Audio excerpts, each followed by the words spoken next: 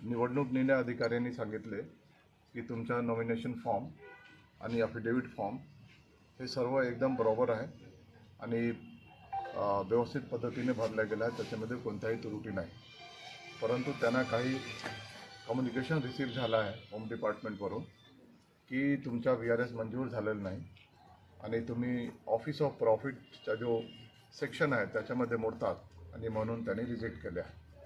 त्याबद्दल आम्ही सविस्तर माहिती दिली की आम्ही कधी VRSची ॲप्लिकेशन दिली, त्याच्यानंतर आम्ही कधी रेजिग्नेशनची ॲप्लिकेशन दिली, आमच्या कोर्टामध्ये काय प्रकरण चालू आहे. कोर्टामध्ये कालसुद्धा सुनावणी झाली 2 तास आणि अंतिम ऑर्डरसाठी मंडेला ठेवण्यात आलेलं आहे. मी सांगितलं की तुम्हाला जर पाहिजे तर हायकोर्टचा जो कॉज लिस्ट आहे मंडेचा मी दाखवतो आणि हाय ऑन बोर्ड माझ्या केस ऑलरेडी लिस्टेड आहे. It is hi on board म्हणजे प्रायोरिटीवर लिस्टेड आहे. तर हे सर्व न बोलता की त्यांनी सांगितले की एक तर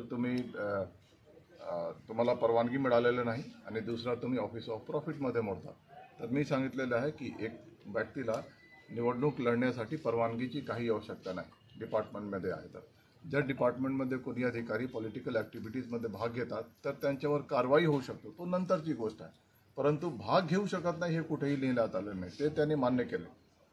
दुसरी गोष्ट आहे की नंतर त्यांनी सांगितले की तुमचा जो प्रकरण आहे तो ऑफिसच्या प्रॉफिटमध्ये मोडतात. मी सांगितले की आमच्याकडे आज कोणताही पद नाही, म्हणजे ऑफिसच्या प्रॉफिटच्या पदावर कोणी आहे का?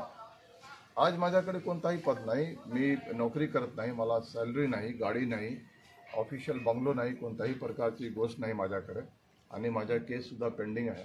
आणि मी सांगितलं की सपोज करा आज नाही तर उद्या माझा VRS मंजूर होणार, कारण की जो डिसिप्लिनरी अथॉरिटी आहे, जो सँक्शनिंग अथॉरिटी आहे तो स्टेट गव्हर्नमेंट आहे. स्टेट गव्हर्नमेंटने माझा VRS मंजूर केलेला आहे.